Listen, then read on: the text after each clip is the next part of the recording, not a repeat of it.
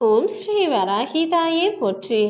என் அன்பு குழந்தையே, உனக்கான அஷ்ட ஐஸ்வர்யங்களோடும் சகல செல்வங்களோடும் உன் வராகி அம்மா நான் உன் வீட்டு வாசலில்தான் நிற்கிறேன். பலமுறை உனக்கான நல்லதை சொல்வதற்கும் கொடுப்பதற்குமாக வரும்போதெல்லாம் நீ என்னை அலட்சியப்படுத்தியதால் தானே இப்போது கஷ்டத்தோடு வாழ்ந்து கொண்டிருக்கிறாய். இப்போதாவது என்னை வரவேற்று நான் கொடுக்க போகும் பேரதிர்ஷ்டத்தை பெற்றுக்கொள்ள தயாராகு. இதை முழுவதுமாக கேட்டு முடிக்கும் நொடியே உன் வாழ்வில் பல சகல சந்தோஷங்களும் வந்து சேர்வதற்கான வழிகளை உன்னால் உணர முடியும் என் செல்லமே. வாழ வேண்டும் என்று நினைக்கிற உன்னை நிச்சயமாக நான் உயர்வாகத்தான் வாழ வைப்பேன். யார் இப்போது உன்னை பற்றி என்ன சொன்னாலும், எந்த விமர்சனத்தை உன்னை நோக்கி வீசினாலும் தூக்கி எறிந்துவிட்டு உன் வேலையையும் வழிகளையும் பார்த்து போய்கொண்டே இரு.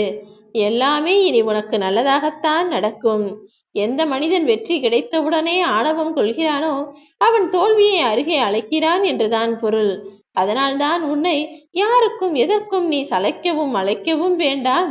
யாரோ எதையோ செய்து விட்டார்களே என ஆச்சரியப்பட்டு வியந்து பார்க்கவும் வேண்டாம். உனக்கான வெற்றியை அடைவதற்காக முழு முயற்சி செய். வெற்றி அடைந்த பிறகு அமைதியாகவும் பொறுமையாகவும் இருந்து இன்னும் மாபெரும் வெற்றியை அடைவதற்கான முயற்சியை செய் என்று சொல்கிறேன். எந்த மனிதனுமே ஆசை இல்லாமல் இந்த உலகத்தில் வாழ முடியாது என்பது எனக்கு தெரியும் என் செல்லமே. ஆனாலும் கூட ஆசைப்படுவது வேறு, பேராசைப்படுவது வேறல்லவா?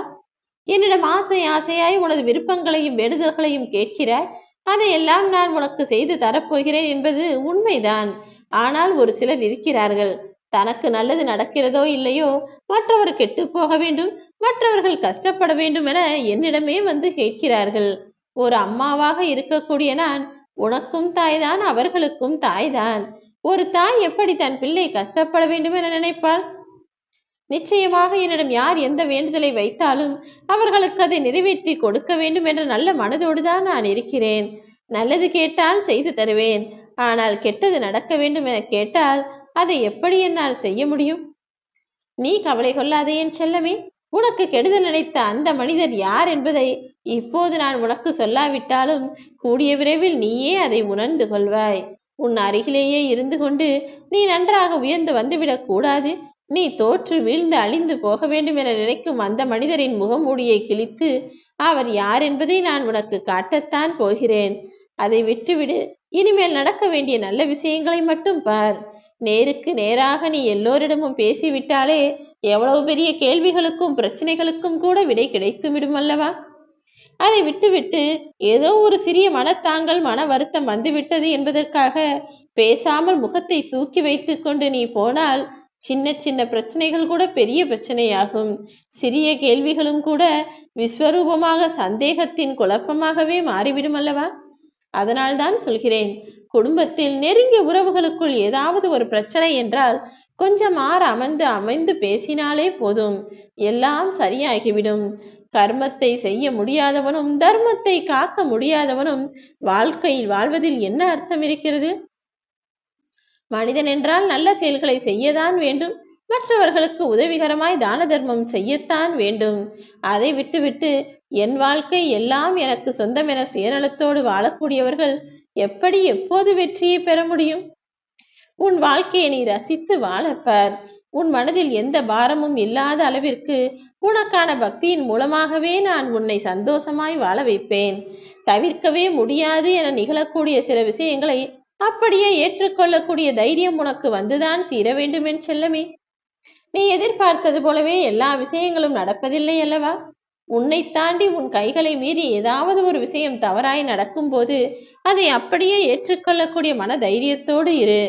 வாழ்க்கை என்றால் 1000 இருக்கத்தான் செய்யும். வாசல் தோறும் வேதனை இருக்கத்தானே செய்யும். எல்லா மனிதர்களும் எல்லா மனிதர்களுடைய வாழ்விலும் எல்லா குடும்பத்திலும் துன்பங்களும் வேதனைகளும் பிரச்சனைகளும் இருக்கத்தான் செய்யும்.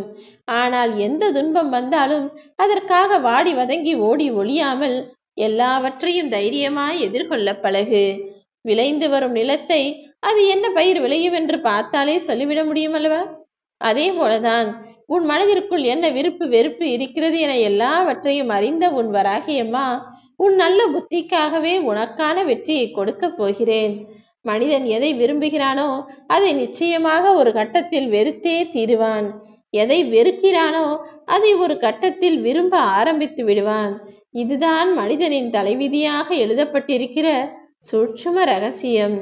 இப்போது நீ எது நடக்க வேண்டும் என துடிக்கிறாயோ, ஒரு நாள் அது வேண்டவே வேண்டாம், ஏன் தான் நடந்ததோ என நிச்சயமாக நீ வருத்தப்படுவாய். எது நடக்கவில்லை என சந்தோஷப்படுகிறாயோ, ஐயோ அது நடந்திருந்தால் நன்றாக இருக்குமே என நீ நினைக்கக்கூடிய சூழ்நிலை கூட உண்டாகும் என் செல்லமே. மனிதன் ஆசனத்தில் உட்கார்ந்தாலும் சரி, தரையில் உட்கார்ந்தாலும் சரி, இரண்டுமே அவனுக்கல்ல எழுதி வைத்ததுதான். மேடென்று ஒன்று இருந்தால் பள்ளம் என்ற ஒன்று இருக்கத்தானே செய்யும். பார்த்து நடந்து கொள். உன் வாழ்க்கையை நல்ல மேன்மையோடு கூடிய வாழ்க்கையாக நான் மாற்றி அமைப்பேன். அது வேண்டும் இது வேண்டும் என எதிர்பார்த்து காத்திருப்பவனுக்கு எல்லாமே எப்போதும் கிடைத்து விடுவது கிடையாது. ஆனால் என் மீது பக்தியோடும் மன நிறைவோடும் மனிதன் வாழ்க்கையை வாழ ஆரம்பித்து விட்டால் போதும். கேட்பதற்கு முன்பாகவே எல்லாவற்றையும் நான் அவரவர்கள் கையில் ஒப்படைத்து விடுவேன் என் செல்லமே. என்னுடையது என எதையுமே சொல்லிக் கொள்ளாதவன், நான் எனும் ஆணவம் இல்லாதவன் எவனோ அவன்தான் மனதில் அமைதியோடு நிம்மதியோடு வாழ முடியும். அப்படிதான் என் அன்பு பிள்ளையான நீயும் எதற்காகவும் பெரிதாக ஆசைப்பட வேண்டாம், எதையும் பெரிதாக எதிர்பார்க்கவும் வேண்டாம். எது உனக்கானதோ அது நிச்சயம் உன்னை வந்து சேரும் என்ற நம்பிக்கையோடு வாழத் தொடங்கினால் போதும். நீ எதிர்பார்த்த விஷயங்கள் எல்லாம் அப்படியே உனக்கு கிடைக்கும்படி நான் செய்து காட்டுவேன் என் செல்லமே. நெருப்பில் இறங்கிய பிறகு வெயிலுக்கு பயப்படுவதில் அர்த்தமுண்டா? அதே போலதான் வாழ்க்கையை வாழத் தொடங்கிய பிறகு, வாழ ஆரம்பித்த பிறகு அதில் வரும் கஷ்டங்களுக்கு பயந்து எங்கு போய் ஒழிய முடியும்? வாழ்க்கையாய் வாழ ஆரம்பித்து விட்டால், மனிதனாய் பிறந்து விட்டால் நடக்கக்கூடிய அத்தனை விஷயங்களையும் சமாளித்து வந்துதான் ஆக வேண்டும். பார்த்து நடந்து கொள். நல்ல மேன்மையுள்ள நல்ல மனிதர்களிடம் நீ உறவு கொண்டால் போதும். உயர்ந்த இடத்திற்கு நிச்சயமாக நீ வந்து விடுவாய். இந்த உலகமே உன்னை மதிக்கும்படி உனக்கு ஒரு நல்ல நிலைமையை நான் உருவாக்குகிறேன் என் செல்லமே. மனிதர்களின் நிலைமை கொஞ்சம் இறங்கினால் கூட நிழல் கூட வந்து மிதிக்கும் அளவுக்கு தானே விஷயங்கள் நடக்கிறது. நீ கவலை கொள்ளாதே.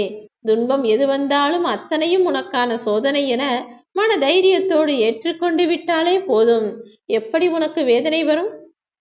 எதுவும் கஷ்டம் கிடையாது, எல்லாமே சோதனைகள் தான், எல்லாமே உனக்கு விடுக்கப்பட்ட சவால்கள் தான் என நினைத்து கொண்டு அத்தனையையும் சரி செய்யும்படி நீ என்னை வேண்டி வணங்கினால் போதும்.